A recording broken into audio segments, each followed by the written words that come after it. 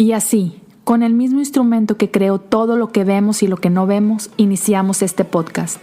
Bienvenidos a Cosas Comunes.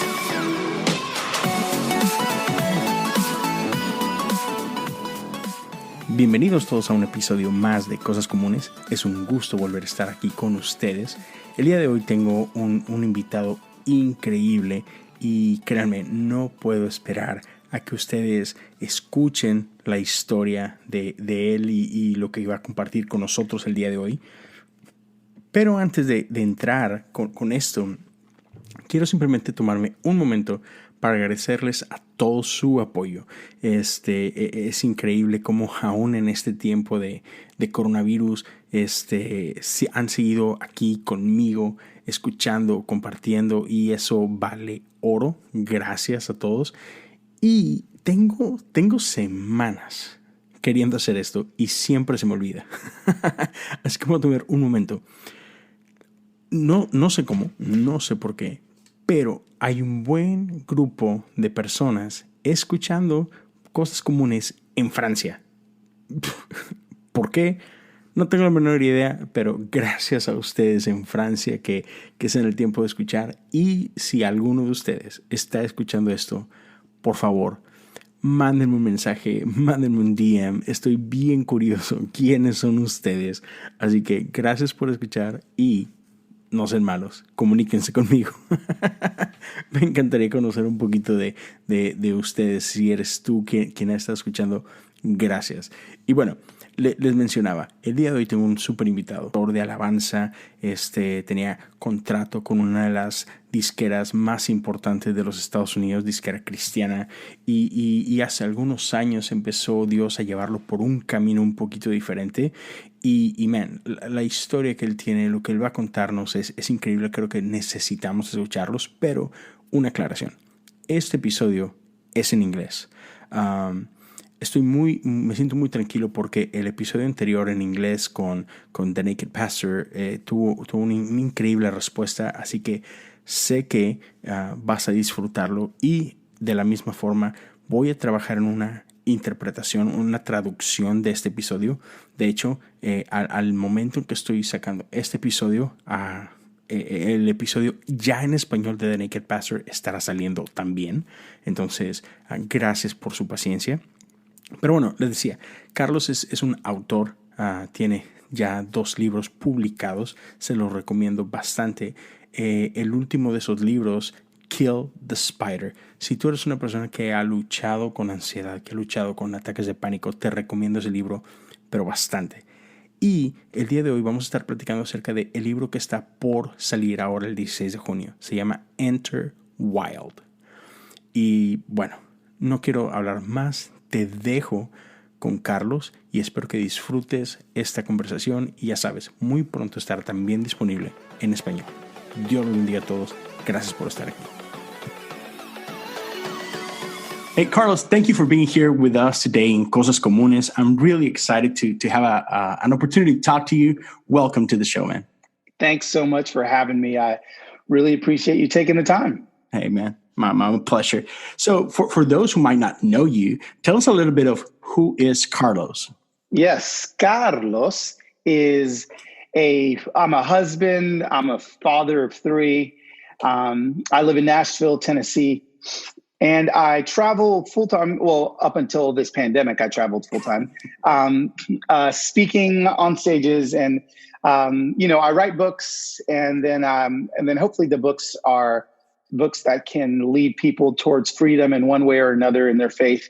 And then I travel and I talk about those books, and I talk about the ideas in the books. And so that's really what I do full-time. And then, I think on the side, maybe some people would not consider it on the side, but I consider Instagram like a ministry tool for me. Like I try to use that on a daily basis to deliver hope to people as well. And so I used to be a worship artist with Integrity Music. And so I used to be a full-time worship leader for the first part of my ministry. And then the last 5 years is when I switched from music to being an author and speaking full-time. Right, which you actually talk about that in this new book that you're about to release. I do. And it was, man, not I don't know how you did it. Yeah. We might talk Crazy, about that crazy. later, but Sure. yeah. And about Instagram, I was listening to your podcast with Roman Oh yeah, a few Roman days Banks. ago, and that whole part about Instagram, like, man, you're a master on Instagram and social media in general. It's amazing how you handle all of that. Oh, Like thank you. mini documentaries over there. They are. And so you used to be a worship leader. You grew up in church, right? Yes, I did. Your dad is a pastor. Yes. So how was it for you to grow up in that environment? There's a lot of PK kids that don't want to know anything about church or anything like that. And not your case. So how those early years?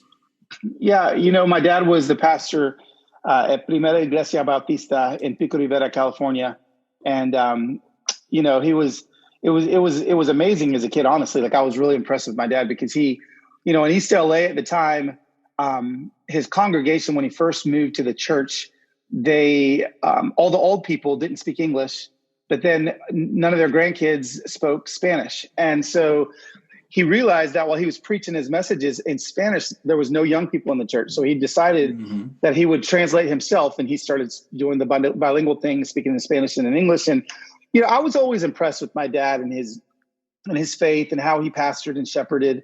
I never was a kid that kind of rebelled from the faith because my father was a pastor.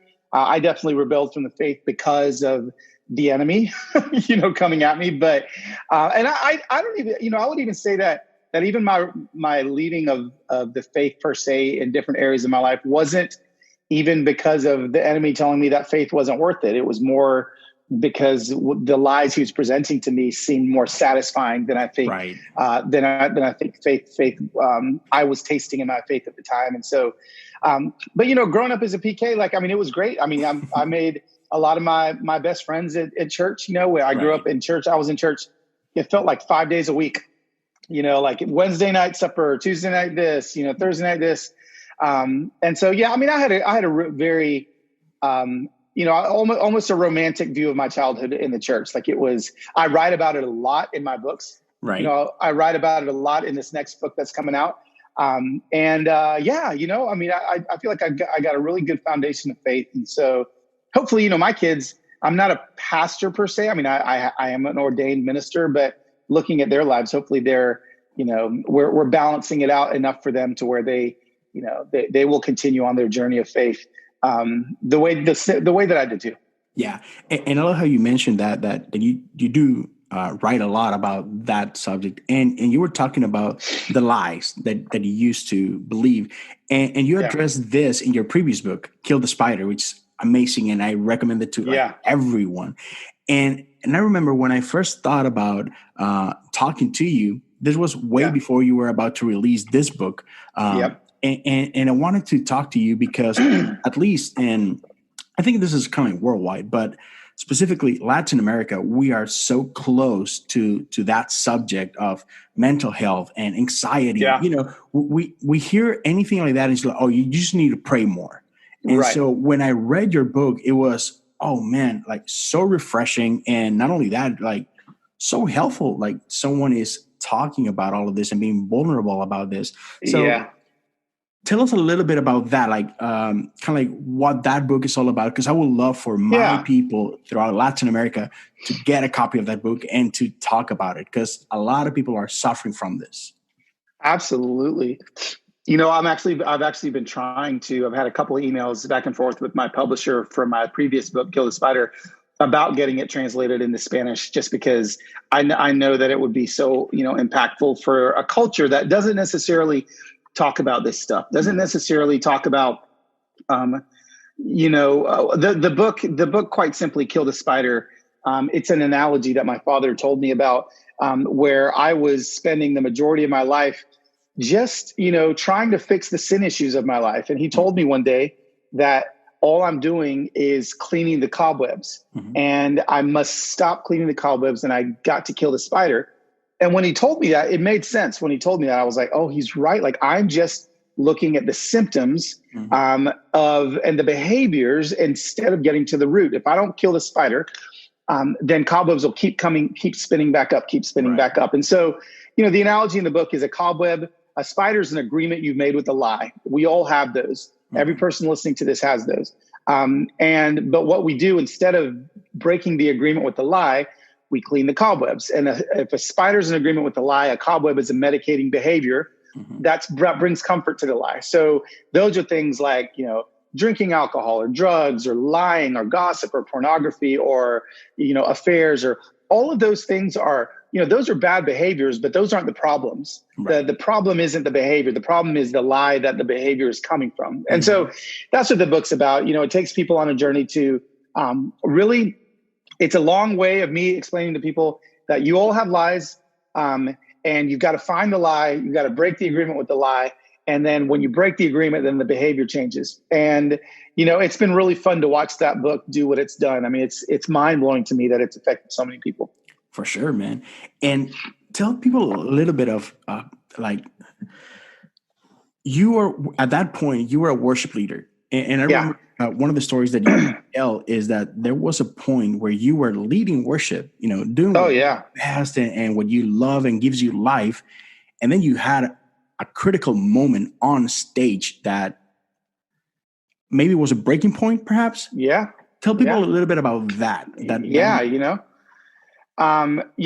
it's the story I think you're talking about with when I had my first anxiety attack that is correct. On stage, I was standing in front of, hundreds of people at one of our many services while I was on staff at a church in Riverside, California, and had a full-blown panic attack on stage, as I'm doing what God has created me to do. And, that really spun me into a place of questioning God and of questioning, Lord, why would you allow this to happen to me, especially while I'm doing the one thing I feel like I was created to do? I feel like, could this not have happened while I was at home? Could this not have happened while I feel like it sucked the life out of me. And so, then began a long journey for me, this journey of trying to get better, trying to get back to a place where I felt comfortable leading worship again, and being very vulnerable about my anxiety. Like I was very honest with people, honest on the internet. I always have been,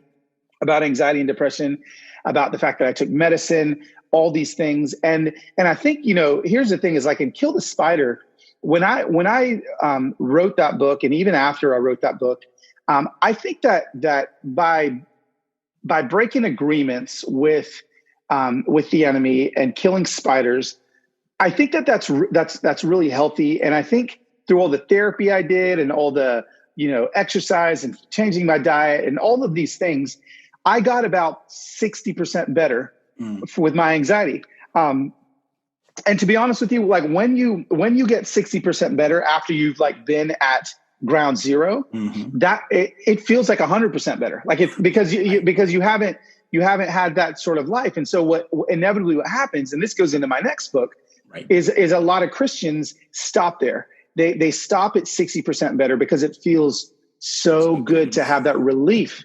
And so we end up being stagnant. And where I go in my next book is kind of from Kill the Spider, I got about 60% better. Well, and then in Enter Wild, I tell people and I show people what it took for me to actually go from 60% to 100%. Like, what did it take for the full healing of God to come in my life when it came to my anxiety, when it came to my mental health struggles, and helping people realize that Jesus came not that we would have life to the half, but have life to the full. And it's definitely, I've definitely realized that the way that I have learned that I can effectively help people change is by showing them the change in me, not necessarily by preaching some sermon about a scripture. And so I feel like our testimony is the most powerful thing we can use to help people. For sure, man. Absolutely. And what was one of those things that made you realize I'm at 60% or 70%? I'm like, this is not it. Yeah. I think that, I think I was, I don't know if I was reading maybe a book or listening to a podcast, and it was John Eldridge. And he was talking about, in his book, Journey to Desire, he was talking about how we all have these desires that should make us feel like to life to the full, like 100%, like it's not a lie. Like Jesus wasn't kidding when he said we could have this even in the middle of our trauma. And I remember thinking, I'm not there. Like I don't know if I've ever been there. I haven't been there. And so like, what do I do in order for me to finally get there? So I started researching. I started doing a lot of inner healing work. I started doing a lot of just like really intentional focused work when it came to getting from 60% to 100%. And I think all of us know, I think everybody knows that we, when you're not living life to the full, like you just know.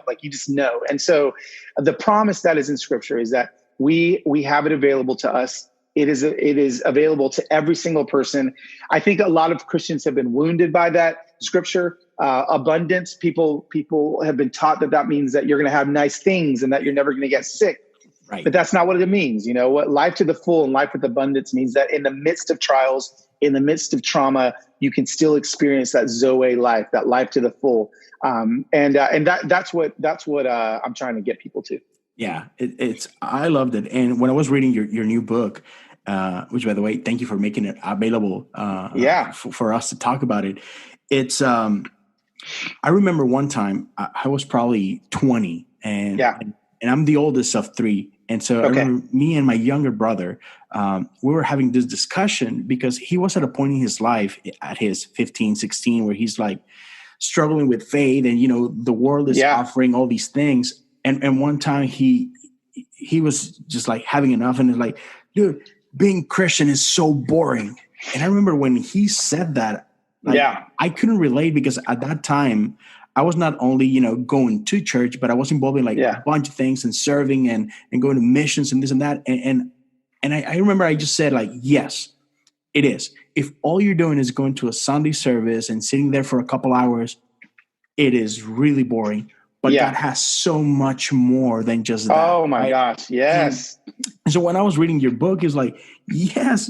And believe me, I'm there. I'm at a place where I love my life and I love being in ministry. I've been in full-time ministry for 6 years. July 1st, I'm starting my first pastoral assignment. Wow. But even in all of that, I'm like, I know there's still more, Yes. There has been times in my life where God, I know, if I just dare to believe you in this one thing, I can, but I'm afraid, it's I know. It was and so when I was reading your book, it's yes, thank you for putting those words that I needed to hear and for showing that there is another way. And I know there's a lot of people, I'm sure there's a lot of people that love church, that go there frequently, that serve in their church. Oh yeah. They feel just like you were feeling a few years ago and I'm feeling right now where there is more. There's more. And, I hope that this book spurs people to begin to ask bold prayers. I hope that this book begins to ask or to have people begin to speak and ask specific things from God. We're so vague in the reason why some people are bored in their faith is because it's like God giving you the keys to Disneyland, but you just walking around the streets and never getting on a ride.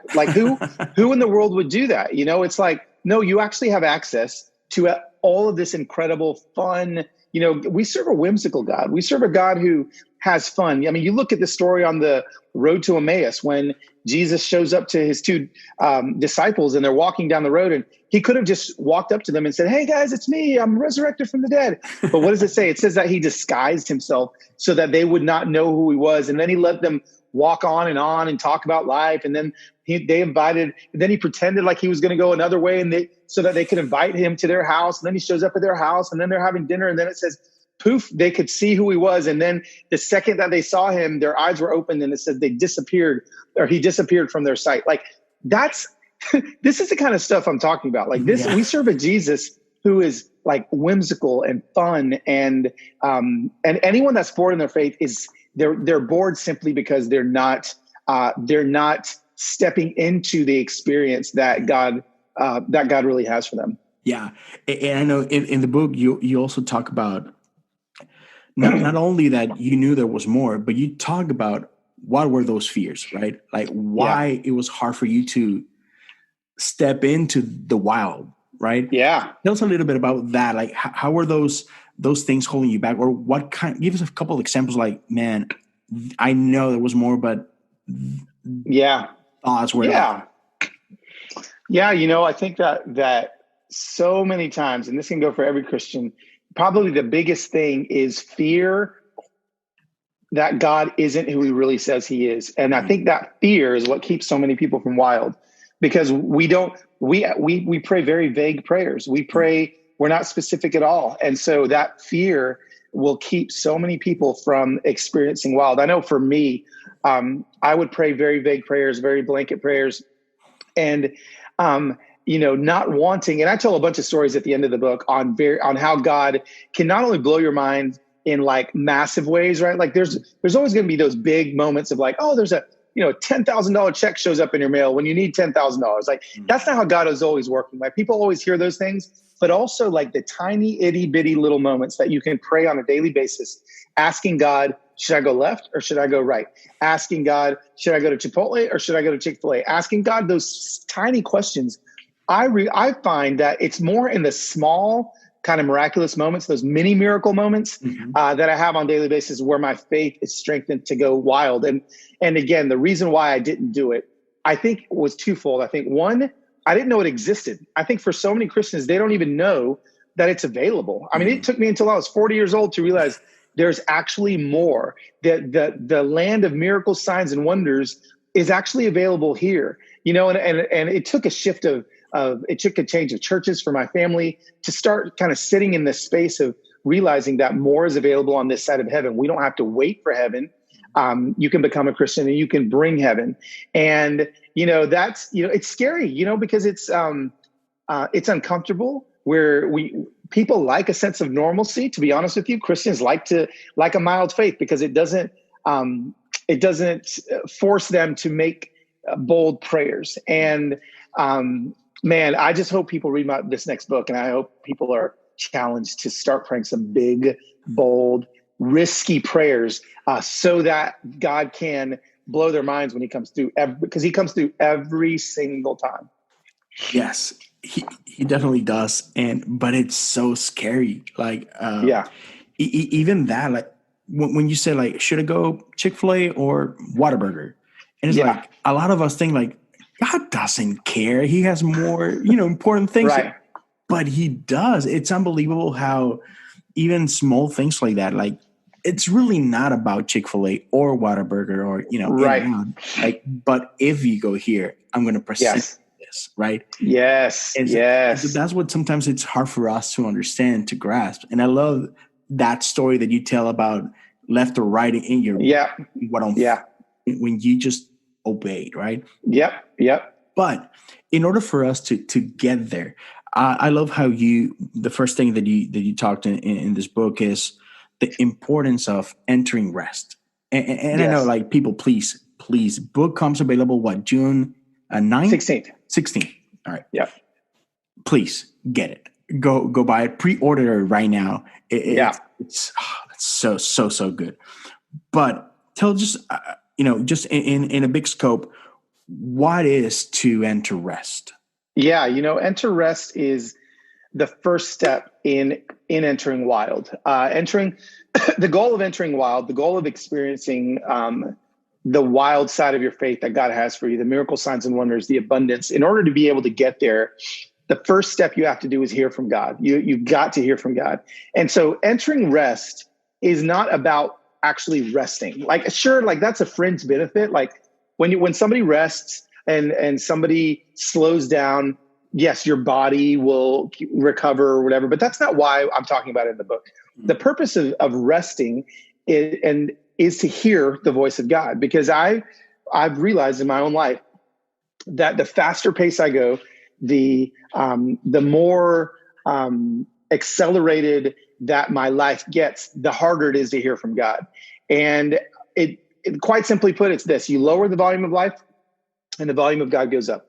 Lower the volume of life, the volume of God goes up. So that the whole first section is teaching people how to hear the voice of God. That is what it's all about, how to hear the voice of God. And so I give a lot of very practical ways that people can do that. But also the big takeaways, again, you look at the Israelites when they are freed by Moses, and you've got the Egyptian army hot on their tail, and they find themselves standing on the edge of the Red Sea, and they look behind them and they see an Egyptian army storming them, and they're about to die. and they freak out. And Moses literally tells them to stand still and you will see the Lord save you today. And I just think that those two words, stand still, are what most Christians have no idea how to do that. We've forgotten how to stand still. And what happened when they stood still? Well, when they stood still, that's when the miracles, signs, and wonders happened, and that sea split wide open and they walked towards the promised land. And how many Christians are missing their promised land, missing their Red Sea moment, because we're running around trying to figure out how to like outsmart the Egyptian army when God's like, stop, just stop, stand still and watch me move. And so that's what entering rest is all about, getting people to slow down enough so that the volume of God gets loud enough to where they can hear. And then once we can hear, that's when the wild begins to start. Yeah, totally. And I know that for a lot of us, we experience this thing. I know you're aware of the Enneagram, and I believe you're a 9, right? You mentioned that? Yep, I'm a 9. I'm a 3. And it's crazy how a lot of us and the culture of our days is about the hustle, right? It's about, doing. And so it's so hard for a lot of us to chill, to slow down. And I mean, I don't know you, but right now, I mean, we're probably like 80 days into this whole quarantine and whatnot, right? And so at least one of the things that has done for me is just that, like, slow down, man. Like I was going crazy, both with church, with ministry, with podcasting and this and that, and always trying to hustle, like at least in my cases, to try to obtain that approval. I believe that that's where my worth is. And so one of the things that God has been talking to me during this season is like, slow down, man. Yeah. Enjoy the downtime, enjoy my presence. And it's just like that whole, Mary and Martha moment, right? Like, absolutely. Like, slow down, man. It's so hard to do that. Hard. It is so hard. And, I think we've got to be very intentional, especially as the quarantine begins to lift. Mm-hmm. I feel like I feel like so many Christians are maybe going to lose the disciplines that they have developed in this quarantine, because now we're going to feel like we have to work twice as hard in order to make back the lost income or whatever it may be. And again, the goal isn't to not work hard. The goal isn't to not hustle. Like I know plenty of people that worked hard. Jesus worked hard. Jesus, he constantly went, but he did it at a pace that I think we need to look at. He walked at 3 miles an hour. I think we can slow down and find our 3 miles an hour, whatever that may be. Mm-hmm. Absolutely. Yes. I think we definitely need to learn that even in this, less is more, right? Yes. Yeah. And man, it's a challenge.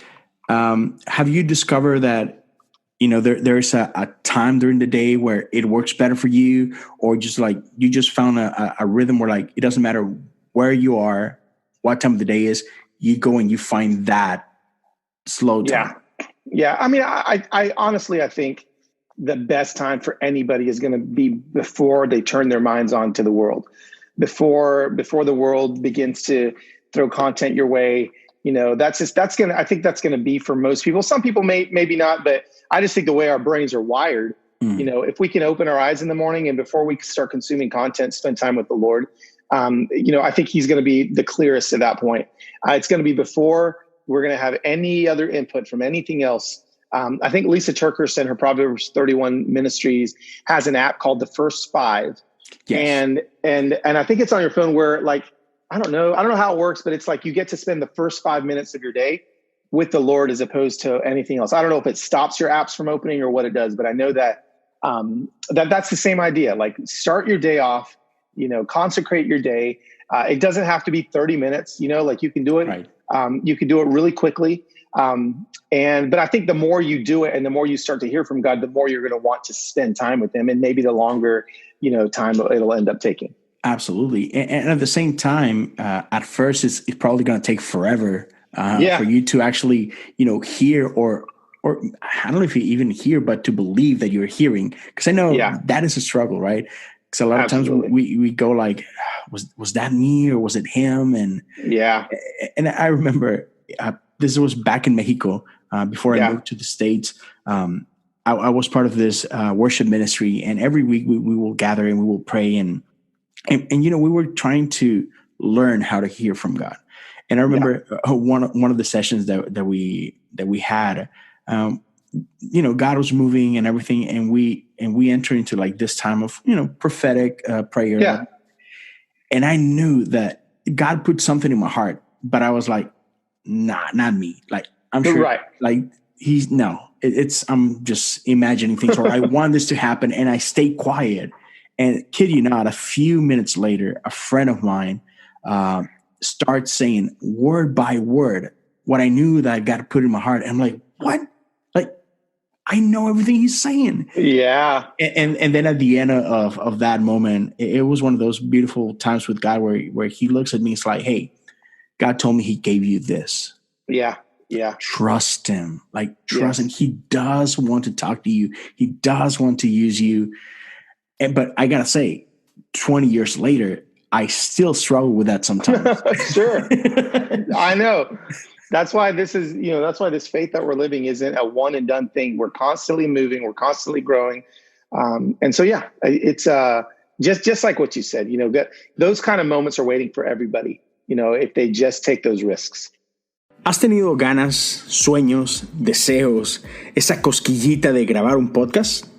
Déjame hablarte de Anchor. Es la manera más sencilla para comenzar tu podcast. Anchor te da todo lo que tú necesitas en un solo lugar y gratis, lo cual te permite hacerlo desde tu teléfono o desde tu computadora. Te llena de herramientas creativas que te permiten grabar y editar tu podcast para que suene genial. Aparte, Anchor te ayuda a distribuir tu podcast por ti, para que tú no tengas que preocuparte por eso. Así que, a través de Anchor, tú puedes poner tu podcast en Spotify, Apple Podcasts, Google Podcasts y muchas plataformas más. Fácilmente puedes monetizar tu podcast y no importa cuánta gente te está escuchando. Así que, baja ahora la aplicación de Anchor o ve a anchor.fm para que puedas empezar. Una vez más, en la aplicación de Anchor, ANCHOR, o ve a la página anchor.fm, anchor.fm, para que empieces. Yeah, and I love how you put this in the book, that sometimes all we need is just to trust, like a kid. And you have an amazing story with your son about one of those times where he's just, you're dying, right? You're like, you are in chaos, and he's just like, Dad, just pray. And he's like, what? just ask God. Why are you freaking out? Just ask God, And so sometimes it's those simplest things that we forget to do. I could have spent, again, in that scenario, I'd lost a whole bunch of income, and I was ready to go open my laptop up and start hustling for the income back instead of asking God to give me the income back. And to a kid, they're taught that you can ask God for things and He'll give it to you. But how we forget that in our older years, and how we're so likely to just try to figure it out on our own, when God's like, you don't have to. You can actually stop figuring it out on your own. I'm going to take care of you. I'm going to provide for you. Pick up the book and read that story, because it's a pretty mind-blowing story that it is. That how God came through and provided when I simply asked him one simple question. Yeah, and I love how, this is the thing. Throughout my life, I read so many books and heard so many preachers and the amazing stories that they have, right? Yeah. How God always comes in the nick of time and just how you needed it, and blah, blah, blah. And you see and you hear those stories, and you're like, oh, but that's not them. Me. Exactly. Yeah. That's them, because, it's the preacher or whatever. And just how, if you just trust him, man, you just trust him, like, he does come through. And that's why I love how you are so vulnerable. And I want to tap into this, because not too long ago, when this whole COVID-19 started, you had a situation with your mom, right? Yeah. And one of the things that I appreciate about you is that you are so open. Like, you go through something and we all go through it with you, right? Like, yeah, absolutely. Yeah. You're not afraid to tell the world, hey, this is a horrible week. I'm going through this. I'm going through that. Right. And I believe that a lot of times us, as Christians, we live very like guarded lives, and we don't want anyone to like come into our mess. And I want you to, if you can, talk to us a little bit about how, if we let people come into our mess, we can live another kind of life. Because if you hadn't shared any of that, right, nothing happens, right? Right. But you were willing to say like, hey, this is going on. It's horrible. I don't want to share this maybe, but this is where I am. And people came through. Tell me a little bit about that. Like, why or where did you find that man, I need to be transparent? Yeah, I've just found out that the most impactful thing anybody can do to share the gospel is to share their life. And I have just realized that I may not be the most eloquent when it comes to exegeting or whatever the word is, scripture, and all that stuff. But one thing I do know is that I can share the story, the details of my life, the good, the bad, the ugly, the beautiful, and people will be impacted by that. I see it every single day when I share on Instagram. When my daughter was sick and in the hospital, and I shared those moments, inviting people. What that did is it strengthened their faith, and so by us sharing our trials, it strengthens other people's faith, and then the trials don't go wasted. And so, not every detail of everyone's life is supposed to be shared publicly. There's lots of details that I don't share publicly. Right. But I do pray specifically and ask God, what should I share? And I feel like he's very specific when it's time to do so. And so, to people out there that think, well, I just want to hide my mess. I want to hide all the things that I'm working on. I would challenge them to ask God specifically, if that's something they should share, and to share. And I promise you, the very first time I shared that I had anxiety, and I'll never forget, I did it on my blog like back in 2007. And I'll never forget one comment I got, somebody saying, I thought I was the only other person Christian that struggled with anxiety. And that was the first time I said that, or I read that, I thought, okay, this is ridiculous. This is why it's the church's dirty little secret, And so I've just seen the power of testimony too many times to know that it's not the most potent thing. You don't have to go to seminary. You don't have to go to Bible school. You don't have to you don't have to do all that stuff. If you just share what God is doing in your life, it's going to lead people to him. Yeah. And I also believe that one of the amazing things that you're doing with how you're living your life is that, same thing like in church, we grow up believing that, Christian equals perfect. Right. And especially if you're in ministry, especially if you are on stage, like your life has to look this way. And the way you have lived your life is just like, man, I'm just as a mess as you are. Right. Yeah. And I don't know, like maybe a few years ago or in a different bubble, people will be like, no, I cannot let people know that I'm struggling with this. Right. Yeah. Yeah. But it's in that where you have found your freedom. But not only that, not just in sharing it, but in walking. Oh my gosh. Yeah. I mean, we find so much freedom when we show how Jesus has affected our lives. I feel like people's, and sometimes I think people confuse testimony for I was down and then God pulled me out. Like that's not the only testimony that we have, like there could be, I was down and I'm still down, but I believe that God is going to pull me out, although he hasn't pulled me out yet. Like that is just as powerful as a testimony. Just because you don't have the bow wrapped on your situation doesn't mean that your life story is not going to impact other people. Exactly. Even those like small victories can help other people be like, oh, that can be me tomorrow. Right. Absolutely. And again, it's like, I'm not done. Like I'm not on the other side, but there's progress, or today was a little bit better than yesterday. So maybe it would be for you tomorrow and things like that. Yeah. Yeah, dude. And what was one of the things that made you kind of like enter wild? Like what was one of those defining moments that is like, this needs to Yeah. Go Well, on. I think because probably for me, the biggest thing was kill the spider. Kill the spider really helped people identify lies and break agreements. And I felt like that's a great first step, but like, I feel like kill the spider is like basic training for spiritual warfare. I think what I get into Enter Wild is more like special ops. It's like, okay, let's take it up to another level. The whole middle section of Enter Wild is a section called Enter War, and that's after Enter Rest. So it's Enter Rest, Enter War, Enter Wild. And that Enter War part, I believe is going to lead some people to some freedom that they didn't know, was available to them. And so, yeah, I wrote Enter Wild because it's just the next step. It's just the next, it's almost like a full circle book and idea on what full freedom looks like and what it's going to take. You're going to have to hear from God when you rest. When you hear from God, what you need to go to war against, then you enter into war, you pray the promises, you do all the things that he's asked us to do on how we battle specifically. And then once you find victory in those battles, then you get to enter into the miracle signs and wonders that he has promised us. And so I just think it's a full circle kind of book.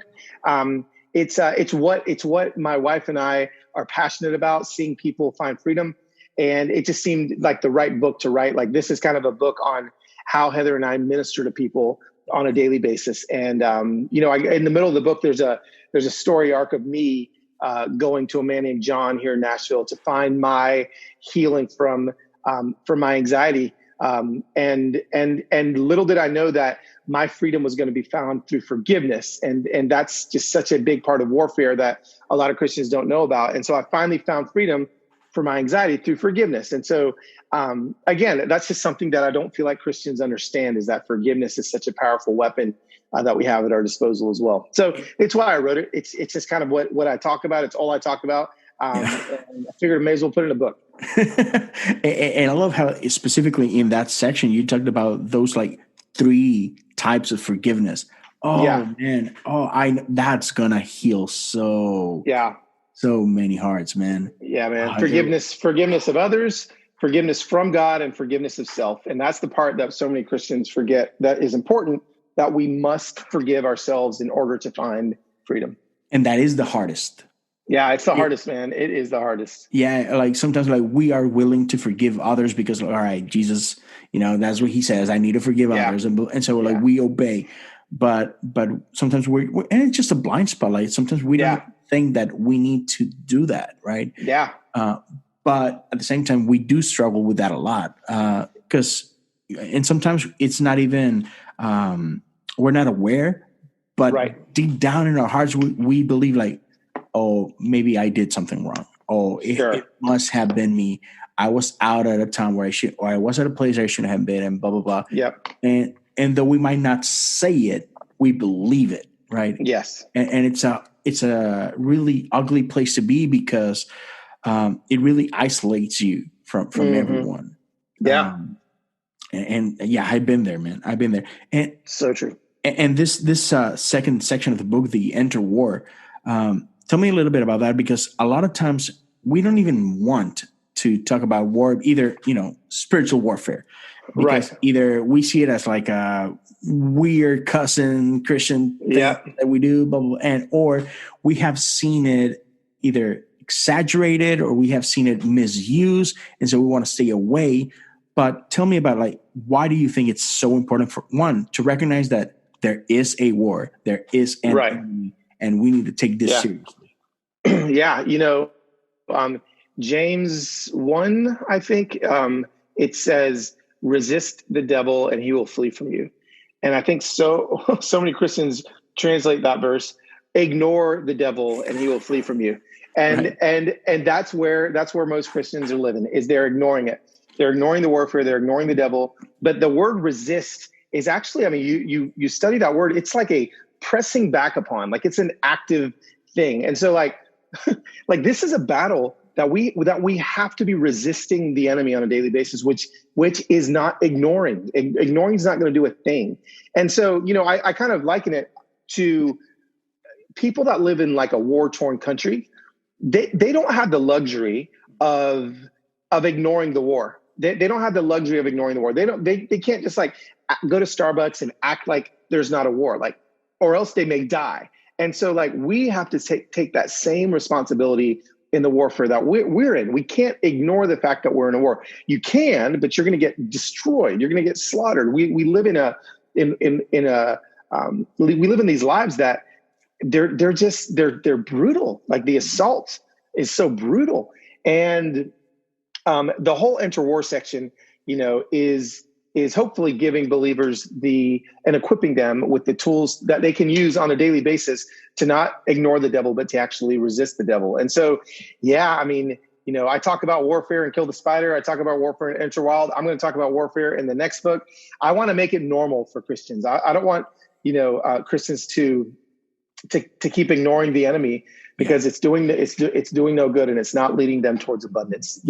You've got to fight. And the beautiful thing is we have the authority that has been given to us in Jesus Christ, and we get to exercise that authority. Mm-hmm. I love there's a story that you share on Kill the Spider, and this has to do with your dad, and it's basically, you're having a terrible moment. You went to college, if I'm not mistaken. Yeah. And so you were far from home, but you were in a dark place. And I remember this one night, and suddenly I think you were about to call your dad. Yeah. Reach for the phone. Yes, exactly. And then boom, you get a call. And I remember when I read the story, and you can tell a little bit more about that in a moment. But yeah, when you describe your dad, the type of Christian he is and whatnot. And I remember the first time I read that, I was like, I want to be like Mr. Whittaker. Right. Like that is the type of Christianity that I want to live, Yes. where he is just one of those things like, no, I think God is telling me I need to call my son, and he has but there is a relationship that he has with our Father, right? And so yes, and again, so he is, if you go back to that story, mm-hmm. which I haven't really thought of that story because it was in Kill the Spider, but the mm-hmm. truth of that story is my father, although I was in warfare in the moment, mm-hmm. my father was in rest. He was in the rest section. So he was hearing from God and entering rest. He decides to call me while I'm in war. I reach through, and this wild moment happens. So you've got enter rest, you've got enter war, and enter wild, all in that one moment. And so those are the things that are available to us. Those are the very specific, actionable things that you can have available to you. And yes, I want to be like my dad too. When it comes to that kind of stuff, he was a lot less distracted than I am. I think it's a goal that we can all have. Is this a perfect science? No. You're not going to buy Enter Wild and you're not going to enter rest plus enter war equals enter wild. Like it's not like a math equation, right. But it's a lifestyle. Yes. And as we're living this lifestyle, that's when we're going to begin to step into the abundance God has for us. Yes. And you keep saying that, like the abundance and man, I just know that there is so much more that God has for us. And not only it's available, he wants us to live in that abundance. Yeah. He's constantly inviting us to it. And I know there's this passage, and I forgot where in the gospel it is, but that basically Jesus says, hey, you will do greater things than the ones I have done. You will slay serpents and resurrect the dead, and you will take poison and you will not die. Like he's clearly describing all these things that it's accessible for us. But again, you look at the stories in the Bible and like, oh, they're so good, they're so that. And how many of us have seen that, or how many of us have lived those types of lives, and they are there for us to live them? Yes. Yeah. We're not putting ourselves in position to experience all those things. You do read what the Great Commission. I mean, the Great Commission, this is like what Jesus left the earth telling us to do, to experience miracle signs and wonders, to do these things. That was like the last thing he said. He's going to leave the Holy Spirit to do. And then we're like, oh, you know what? That was just for the disciples. I'm cool. I'll just hang out here until I get to heaven, and man, I'm telling you, we're missing out on so much, but we have to position ourselves on a daily basis in order to experience the wild. You have to position yourself. You can't just keep sitting in the same place and expect that to happen. Yes. And you also mentioned this, that I think we're also afraid to miss it, to make a mistake. Like I think God wants me to do this. And then you do it. And it turns out it was not. Like, you just ate too much pizza. Like, it's okay. Like, it's okay. Yeah. Like, it's okay to not have it perfect, right? It's okay to go out on a limb and see, I remember maybe God wants me to do this. Happen not to be the case. That's okay. Yep. But more often than not, you will face those moments where God's just going to blow your mind, right? Yes. Yeah. He's never going to blow your mind if you don't face those moments. So that's the one, that's the other thing is you can keep living safe and never have your mind blown, or you can start to take risks in your prayer life and have moments where you trip up and you don't pull it off, but then you're going to have those moments where you're like, what? No way. This is crazy. Yeah. I love, like, when God taught us to pray, when Jesus taught us to pray. Yeah. And I love this part, where he tells, on earth as it is in heaven. Yes. And so one of the things that I love, and that in the later years, God has been talking to me a lot about is, sometimes we as Christians, we're just expecting the moment when we die and then we go to heaven. Right. And we're missing this life. We can invite heaven on earth. And so, like, when I read your books, both of them, it's like you can do this, right? You don't have to wait till you die to see God do amazing things. Don't waste your life on earth. Invite heaven to earth. And I see you, and I appreciate you sharing the way you share on Instagram and all that, because I can see you living those moments, and it excites me. Like, I see you, when that whole episode with your daughter, when she was sick, and first of all, like, dude, I'm so sorry that y'all as a family had to go through that. Yeah. But at the same time, like, looking back, is like, you experienced so many miracles. Oh, every day. And I know your life is not the same because what you went through, and your daughter's life. Yeah. And you exposing all of that, is like, you are inviting us and see, like, hey, this is available for you too. And I want to thank you for doing that, man. Oh man, no, absolutely. I'll never quit. I'll never quit doing that. It's what I feel like I've been, called to do. And hopefully more people will take it up upon themselves to share those small miracles that are happening in their lives, on a daily basis. It's true, and again, the deal is like, I don't want anyone to hear this and think like, oh, like Carlos is over there seeing like miracles and angel feathers falling on his house every single, like, that's not what we're talking about here. Like, no. I'm not living in this land of that, and I'm not this super miracle guy, I'm a guy that has experienced it and tasted it. And finally, now I know that it's available. I'm just telling you, I share a small story, kind of like if anyone's seen the movie or read the books Chronicle of Narnia, when Lucy first goes through the wardrobe and steps into the Narnia, and then she runs back to tell her siblings. She comes back to the wardrobe to tell her siblings about this incredible land that she fell into. None of them believe her, and she has to convince them that it's real until they finally go through and see for it themselves with their own eyes. And I feel like that's what this book is. I feel like that's what my life is I'm just like, listen, guys, I've seen it. I've tasted it. I've seen it. Like, I want all my friends, I want anyone that's around me to come experience it too. And I know there's going to be people that are like, I don't know, man. Like, that's just kind of some weird stuff. That's crazy. That's totally fine. You can step slowly with me. We can walk as slow as you want, but I promise you, the second you step into the land of miracle signs and wonders, you will never, ever, ever want to go back to where you were before. Hey, absolutely, man. Yes, I'm with you totally. And as we wrap this up, I know we're almost hitting the hour. Let me just ask you a couple questions. Just normal stuff. So, how's the family? COVID? How's everyone in Nashville? Yeah, Nashville's been hit pretty hard.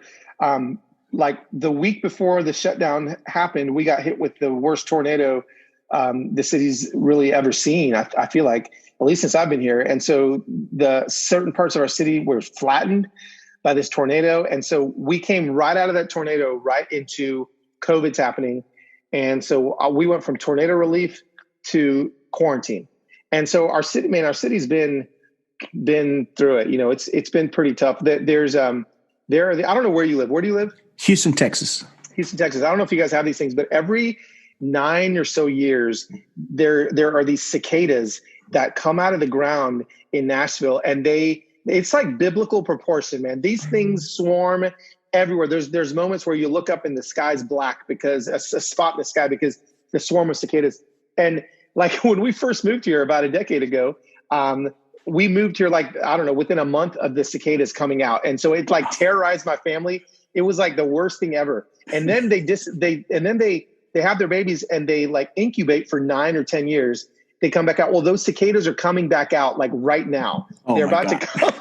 So I'm like, dear God, can you give us a break in Nashville? Like, can you give us a break? So, but besides global pandemics and biblical plagues of cicadas, man, my family's healthy. We're good. The Whittakers are doing what we do. The Lord is providing for us. I am, with my work, obviously that's stalled because I can't travel to go speak. So I'm figuring out other ways to pay the bills. I'm, developing courses and doing some things that I can do, and if worse comes to worse, then, I'll go get a job at Whole Foods, God's going to provide for us. Yes. And I'll be the happiest Whole Foods checker outer dude that they have there. And I'll be Instagram living the whole thing. I'm not worried. And by being able to say that, that right there is the reason why you should buy my book, Inner Wild, because the fact that I'm not worried is it's a miracle. Because I'm not, and the Lord took my anxiety and my worries and he crushed it, and he took it and crushed its head. Will there be moments of that, rearing its head back up? Sure. Like I'm human. I live in a fallen world, but I now know, and I now have the tools that I can use to, take a sledgehammer to the head of the enemy. So. Yeah, absolutely, man. And once, hopefully, again, the world is coming back, slowly but surely, getting back into rhythm of normal. What are you most excited about that once we're there? I think probably the thing I'm most excited about any sort of normalcy coming back is just the ability to travel again. We love to travel. My wife and myself, we love to go places. We love to get on airplanes and explore cities. And, so I can't wait to be able to travel again. I've learned that my ministry is just as effective, on Zoom calls and online. Like I can be effective, but there definitely is something different about being in a room and having the power of the Holy Spirit fall upon that room at various moments. I can't wait to experience those things again, to get out and do ministry again. Yeah, and you're a part of an amazing church over there in Nashville. Oh yeah. What do you miss the most about church? Bro, just there is something tangible when you walk into our church home, like at the Belonging Company. You just walk in there and there's just the presence of Holy Spirit is there. And not that presence isn't available everywhere, but there is a focused there's a focused invitation for that presence to be there all day, every day. And I feel like that's why, the church is doing what it's doing right now. We also have leadership that is, I'm just telling you, just some of the healthiest leaders I've ever experienced in the local church. And, they don't think they're perfect. There's a lot of humility involved with the way our pastors lead, but then in that humility, there's just strength. And, man, I can't say enough good things about our church, and then there's the easy things to say, like, we've got Cody Carnes and Carrie Jobes and Natalie Grant and all these people are our worship leaders. So like, it would be impossible for the presence of God not to fall. But besides that, man, the teaching's so good and just his presence. For sure, man. Do you miss worship leading? Actually, I don't, which is crazy because it's all I did for 16 years of my life. Right. But I feel like because I'm in the sweet spot of what God has me doing, I don't miss it. I think if I wasn't doing what God has asked me to do, then I would miss it. Like if I was, I don't know, doing something else, trying to lead some organization, and like leadership principles or something, then I think I'd be like, man, I suck at this. Like I need to go back to leading worship. But I feel like since I'm just telling stories and I'm slinging hope, man, that's the reason why I was a good worship leader, was because that's what I did anyway. And so, I don't miss it. Every once in a while, it's fun if I'm in a church that's a little bit more charismatic and I get up there and the band's still playing behind me, man, I'll start singing. Well, I'll take it. Hey, let's go to the key of E, and then we'll hop into an old school song. Do you still pop a guitar and play a little bit at home? Yeah, I do. I don't do it enough. Every time I do it, Heather just romantically, my wife will just looks at me like, I forgot you couldn't even play the guitar. I'm like, babe, just paid my bills for 16 years. So but my kids are way better at music than I am now. So I just let them do it. Oh, nice. Good, man. And what about sports, dude? Do you want them back? I'm dying. At the point of this recording, yesterday, Tiger Woods, Tom Brady, Peyton Manning, and Phil Mickelson did like a charity golf thing. And so like I watched that thing. I was glued to the TV like an addict. Like I couldn't, like, I'm not even a big golf guy, but the fact that they were like people competing for something on TV, I was like, oh my gosh, this is amazing. So yes, I can't wait for NFL football to come back and Major League Soccer. Those are my two things. And so we've got a new Major League Soccer team here, the Nashville Sounds. And a good friend of mine is on that team, Walker Zimmerman. He came from LAFC. And so, we played 2 matches at our brand new team, first season, and then it shut down. So, we're I can't wait for sports to come back. Oh yeah, dude. That's why while we had the last dance on ESPN, I was like, yes, give me more. Yes. Dude, I'm watching like every other day. I'm watching like NFL games from last year. Like I just put them on and pretend like I don't know who's going to win. Yes. We need some sport. I'm a huge Dodger fan. I love baseball. Yeah. So, man, I can't wait for like the season to. Dude, you're a Dodger fan that lives in Houston? Yes. Oh, how's that going for you, man? It's fun. That's amazing. Everyone at church hates me. Yeah, that's amazing. That's so good. Well, that's okay. They're a bunch of cheaters anyway. So. Oh yes. and everybody's like, wait, why Dodgers? And it's like, dude, I'm not from Houston. I'm from Monterrey, Mexico. Right, I know. Yeah. So I grew up playing baseball, and I'm from Venezuela. Exactly. I'm from the 80s. So, the Fernando Mania was at its peak. And then I was watching, 1988 World Series, Kirk Gibson's home run and all that. I fell in love with the Dodgers, man. Oh, yeah, man. And so, plus the Astros are cheaters. So, yeah. Yes, that's right. Hey, Carlos, thank you so much for being here, man. Any last words, any last thoughts you want to share with our people? Just, I'm telling you, you don't have to buy my book, but what I challenge you to do is just start getting specific with God and asking him specific questions when you pray and just watch him blow your mind. Yes, absolutely. And I'm hoping to release the episode this week on Sunday, and I'll have links to Amazon so you can pre-order the book, get it. You won't be sorry. It's an amazing book. Like Carlos, it's an amazing storyteller, and it's funny and is, on point. And dude, so yes, I can't wait for people to read it and to live in that life, man. Experience that life. So, amen, brother, dude. Thank you so much, man. Thank you so much. Where can people find your resources, your social media? Yep. If you go to carloswhittaker.com, you can find my books. You can find both Kill the Spider and Enter Wild. I'm actually filming this week an Enter Wild e-course for everybody that is a video course for me. That'll be free if you pre-order the book. I'm going to send that to people that pre-order it. Nice. And then you can find that there. But then honestly, I'm just on Instagram. I feel like that's where all the nice people are at. I mean, they're getting a little meaner these last few weeks, on Instagram, but normally that's where people are happy and hanging out. I'm never at Facebook unless I want to argue with somebody. And then I'm only on Twitter when there's live sports on. So you can find me on Instagram, Loswhit, LOSWHIT. And TikTok, a couple TikTok videos here. A couple TikToks. You never know, man. I may go viral on TikTok. We'll have to see. Brother, thank you so much for being here. Mi gente, nos despedimos. Cosas comunes. Gracias por acompañarnos. Que tengan una excelente semana. God bless y'all.